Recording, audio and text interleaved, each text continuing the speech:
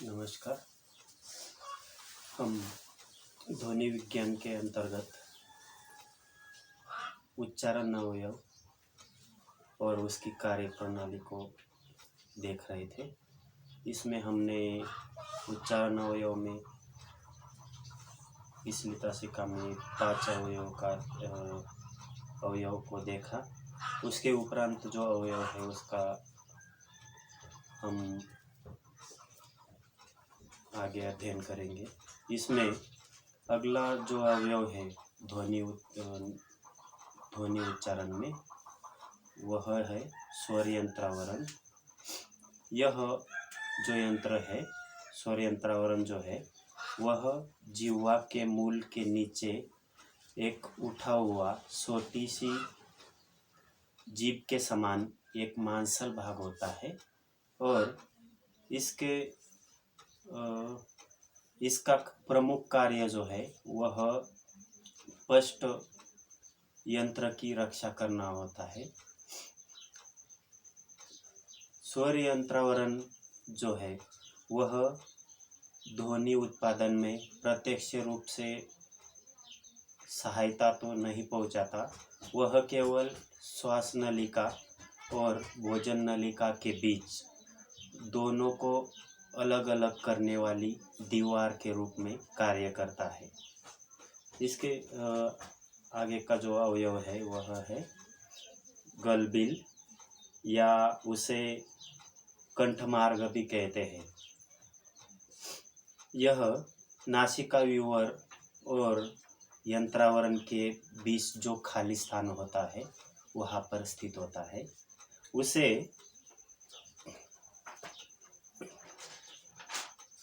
उसे गलबिल कहते हैं। यह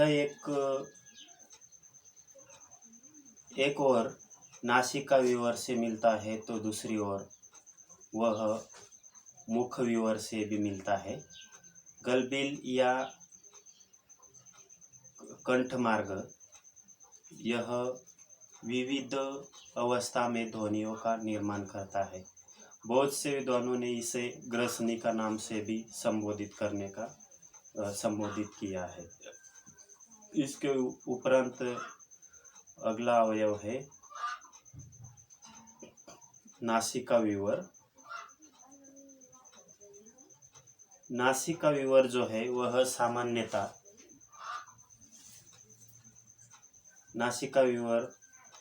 सामान्यतः मुंह बंद करके श्वास लेते और छोड़ते समय हवा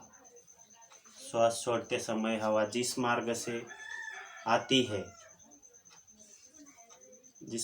आती है या जाती है उसे नासिका व्यूवर कहते हैं। यानी कि हम जब मुंह बंद करके श्वास लेते हैं और श्वास छोड़ते हैं तो उसे नासिका व्यूवर के अंतर्गत ही नासिका व्यूवर कहते हैं। वर्णमाला में प्रत्येक वर्ग की पंचम ध्वनियाँ जो होती है उसका निर्माण नासिका व्यूवर के अंतर्गत ही किया जाता है। उदाहरणार्थ जैसे न, म आदि ध्वनियाँ जो है वह नासिका व्यूवर की ध्वनियाँ मानी जाती है। नासिका और मुख के छेद के बीच का जो रिक्त स्थान होता है उसे ही नासिका व्यूवर कहा जाता है। नाक के दोनों छिद्र ऊपर जाकर एक हो जाते हैं और वह रास्ता कंठ स्थान में पहुंचकर मुख व्यूवर से मिलता है। इस स्थान को नासिका व्यूवर कहते हैं। काकल नासिका व्यूवर को बंद करने का काम करता है। जब मौखिक निरनुनासिक ध्वनियाँ बोली जाती है तो नासिका व्यूवर जो होता है वह पूर्णतः बंद हो जाता है या बंद रहती है और नासिक के ध्वनियों के उच्चारण में वह अंशतः खुला रहता है और प्रत्येक वर्ग का 5वां जो अक्षर होता है यानी कि ड है, न है, न और म अनुस्वार और अनुनासिक नासिक के ध्वनियाँ है। जुकाम जुकाम के कारण नासिका बंद होने पर नासिक के ध्वनियाँ निर्माण होती है या नासिक के ध्वनियों का उच्चारण नहीं होता। इसके उपरांत मुखविवर, अगला अवयव जो है वह मुखविवर है। मानव शरीर में होठों से लेकर गले तक का भाग मुख या मुखविवर के नाम से कहलाता है, मुखविवर के नाम से जाना जाता है। ध्वनि उत्पादन का सबसे महत्वपूर्ण अंग जिह्वा और उच्चारण स्थान मुखविवर में ही होता है। इन अवयवों को दो वर्गों में बांटा जाता है, स्थान और करण। ध्वनियों के निर्माण में मुखविवर का सबसे अधिक प्रमुख और महत्वपूर्ण योगदान माना जाता है। मुखविवर में जीभ, तालू, दांत, ओठ आदि की सहायता से उसमें रुकावट पैदा की जा सकती है और इसके फलस्वरूप वहाँ विविध ध्वनियों की निर्मित होती है। अधिकतर विद्वानों ने ध्वनि उच्चारण में या वाग अवयव में, उच्चारण अवयव में मुखविवर को सबसे ज़्यादा महत्वपूर्ण स्थान देना चाहा है। इसके उपरांत का जो उच्चारण अवयव में जो अवयव है वह है अलजिह्वा या कौवा जिसे बोलते हैं हम। मुखविवर और गलबिल जहाँ पर मिल जाते हैं तो उसके ऊपर बीचों बीच जो मांसल लघु पिंड होती है उसे ही अलजिह्वा या कौवा कहते हैं।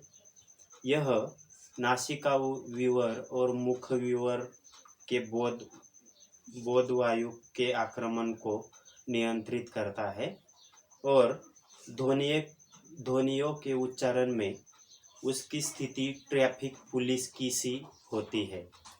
इस यंत्रणा में दोष आने पर आदमी सभी नासिक के ध्वनि बोलता है।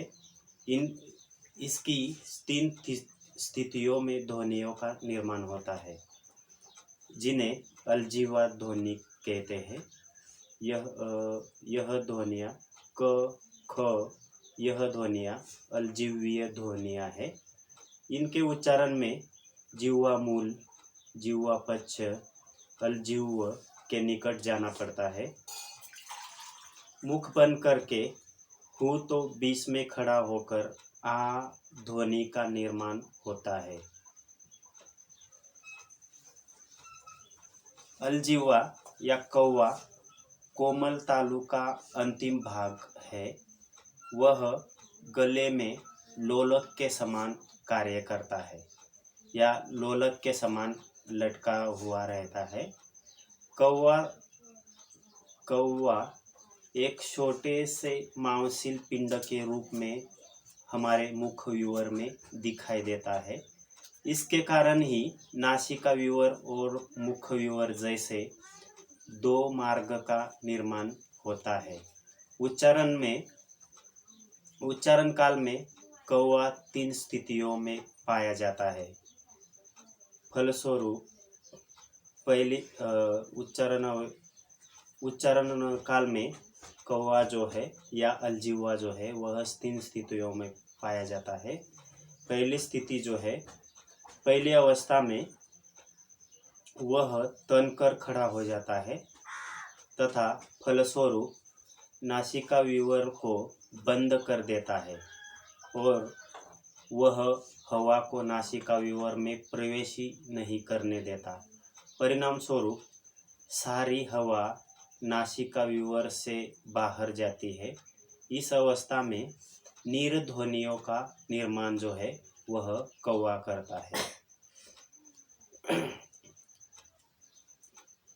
दूसरी अवस्था में कौवा बिल्कुल स्थितिल हो जाता है, जिससे मुख्य विवर पूर्णतः बंद हो जाता है और हवा को निकलने नहीं देता।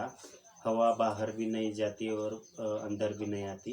परिणाम स्वरूप हवा मुख्य विवर के बजाय नासिका विवर से बाहर निकलती है और इस अवस्था में अनु अनुस्वारों अनुस्वारों की ध्वनियों का निर्माण अनुस्वारों की ध्वनियों का या किसी की बात सुनकर ओ हु ओहो जैसी ध्वनियों का उच्चारण किया जाता है। तीसरी अवस्था में कौवा मध्य रूप में होता है और इसका मध्य रूप में होने के कारण हवा जो है नासिका विवर से तो कुछ हवा मुख्य विवर से बाहर आती है, निकलती है। ऐसी अवस्था में अनुनासिक के व्यंजनों का उच्चारण किया जाता है। इसके उपरांत का जो अवयव है वह है कंठ। कोमल तालु के कुछ नीचे, जो कोमल तालु होता है उसके नीचे और जीवा मूल के कुछ ऊपर तो जो खुली जगह होती है वहाँ पर खुली जगह होती है उसे कंठ कहा जाता है। यानी कि कोमल तालु के नीचे और जीवा मूल के जो बीच का भाग होता है वह खुली जगह जो होती है वह कंठ, उसे कंठ के नाम से जाना जाता है। कंठ के सहयोग से क, ख, ग, घ, ड़, ड आदि कंठ ध्वनियाँ निर्मित होती है। यानी कि कंठ के हम जब क, ख, ग इस ध्वनियों का उच्चारण करते हैं तो वह कंठ से निर्मित होते हैं। क, ख, ग, घ जैसी ध्वनियाँ जो है उनका उच्चारण समय कंठ का इस्तेमाल किया जाता है। इसके उपरांत जो अवयव है वह तालु है। मुख्य विवर के ऊपर एक वक्राकार के रूप में तालु का स्थान होता है और कंठस्थान और दांतों के बीच इसके 4 भाग किए जाते हैं। इसमें प्रथम भाग जो है वह कोमल तालु के रूप में देखा जाता है। 4 भाग किए जाते हैं। उसमें कोमल तालु है, दूसरा कठोर तालु, तीसरा मूर्धा और चौथा वच्छ। इस प्रकार के 4 भाग इसके किए जाते हैं तालु के।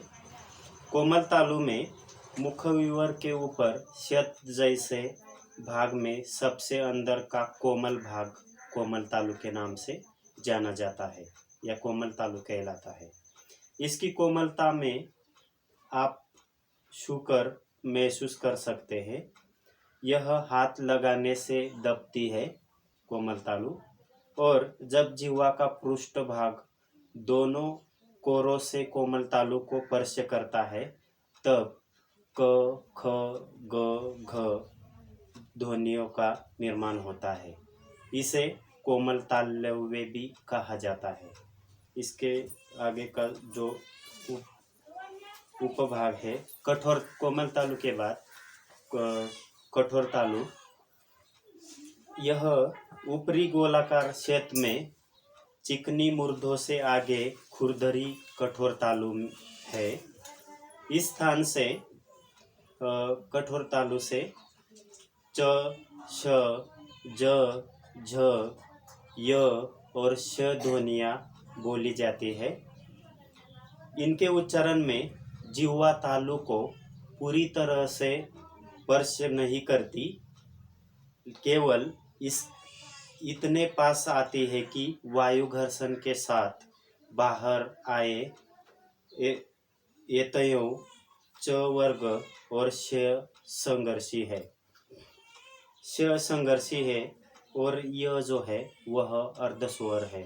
इस प्रकार से कठोर तालु से के द्वारा इन ध्वनियों का निर्माण होता है, यानी कि इस प्रकार से वह